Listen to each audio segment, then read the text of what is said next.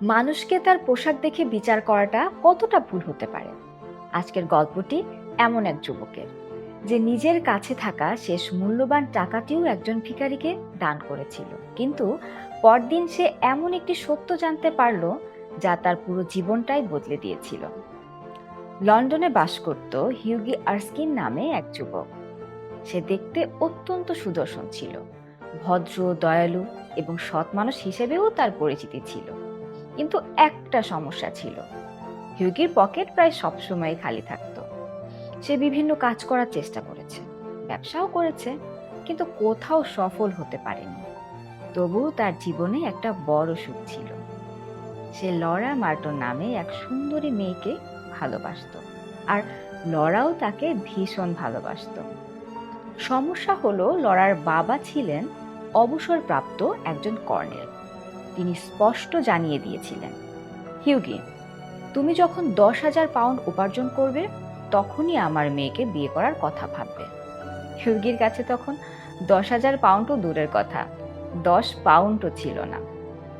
তবুও সে স্বপ্ন দেখা বন্ধ করেনি। একদিন সে তার বন্ধু ট্রেভরকে দেখতে গেল। ট্রেভর ছিলেন একজন বিখ্যাত চিত্রশিল্পী। সেদিন তিনি তার স্টুডিওতে একটি নতুন ছবি আঁকছিলেন। ঘরে ঢুকেই হিউগির চোখ আটকে গেল একজন বৃদ্ধ মানুষের দিকে। লোকটির পরনে ছিল ছেঁড়া কাপড়, মুখে বয়সের ছাপ, হাতে একটি লাঠি। তাকে দেখে মনে হচ্ছিল বহুদিন ধরে না খেয়ে আছেন। হিউগি ফিসফিস করে বলল, বেচারা মানুষটা নিশ্চয়ই খুব কষ্টে আছে। ট্রেভর হাসলেন, বলল, হয়তো। হিউগি কিছুক্ষণ বৃদ্ধ লোকটির দিকে তাকিয়ে রইল। তার বুকের ভেতর একটা অদ্ভুত মায়া জন্ম নিল। পকেটে হাত দিয়ে দেখলো তার কাছে খুব সামান্য কিছু টাকা আছে, কিন্তু তবুও সে এগিয়ে গেল।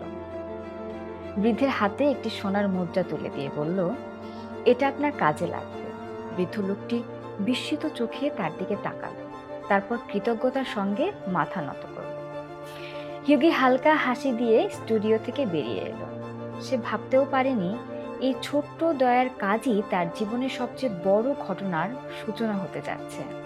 কারণ যাকে সে একজন অসহায় ভিখারি ভেবেছিল, তিনি আসলে কে ছিলেন তা জানলে হিউগি নিজেই বিশ্বাস করতে পারত না।